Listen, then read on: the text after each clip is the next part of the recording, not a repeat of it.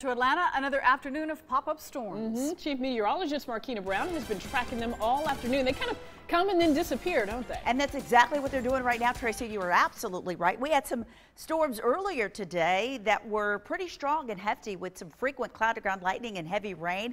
Now, as we zoom into the Atlanta metro area here, CBS 46 radar is literally just showing light rain for the Atlanta metro area. You can see it coming down at 0.06 inches an hour just to the north of Atlanta and down to the south of there.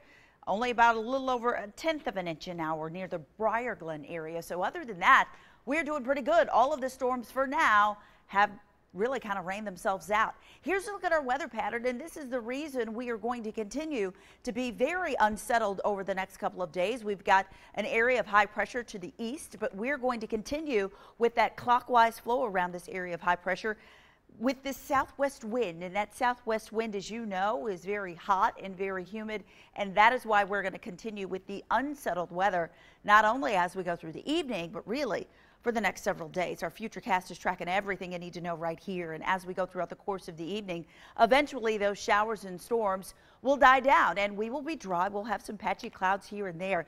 But then, of course, as you know, as we head toward maybe late tonight and into tomorrow afternoon, we'll see more of the same. So 1 o'clock in the morning, we are looking at a pretty good chance of some showers and storms to the north and west of Atlanta, from Fannin and Gilmer counties all the way down to parts of Floyd County and even north of Carroll County.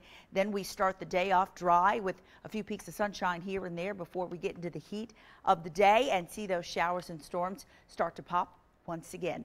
Let's get you the latest on what is now Tropical Storm Dolly. It has literally started to strengthen a little bit and should make landfall as a tropical storm later on this evening. But the biggest threat with Dolly will be its threat for real heavy rainfall. These folks could see mudslides and flash flooding because of Dolly. But other than that, I am not expecting it to be a threat to the United States. Taking a look at what we're doing outside right now here in Atlanta, we've got the clouds outside. We've got a mainly cloudy sky. It looks kind of eerie and wet, and when you step outside, it's definitely all about the air you can wear.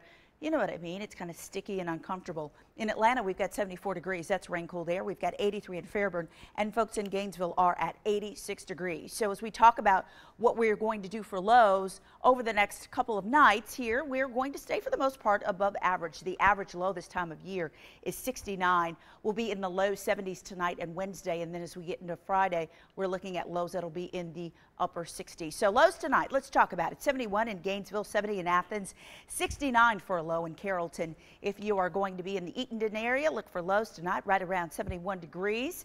Tomorrow, we're going to be in the 90s again, but we will also again see more showers, and some of that shower activity could be heavy with storms in the area. Taking a look at the 7-day forecast, more of the same, unfortunately, people, as we get into Thursday and Friday. We've got temperatures in the upper 80s and lower 90s, but we are also going to hold on to those very mild overnight temperatures with numbers in the upper 60s and lower 70s and highs that will be in the lower 90s, and also some upper 80s there with, again, those chances for afternoon showers and storms. That's a look at the 7-day for you. Tracy, back to you. Markina, thank you. Let's take a look at your CBS 46 traffic now. Taking a live look at the connector at Langford Parkway. A little earlier this afternoon, they had some ponding in an area. It looks like that's all kind of cleared up, dried out so far, and traffic heavy but moving steady. Another trip time for you, I-85 northbound. I-75 to I-85 split to Georgia 316. That's going to take you almost a half an hour. Their average speed, 46 miles an hour.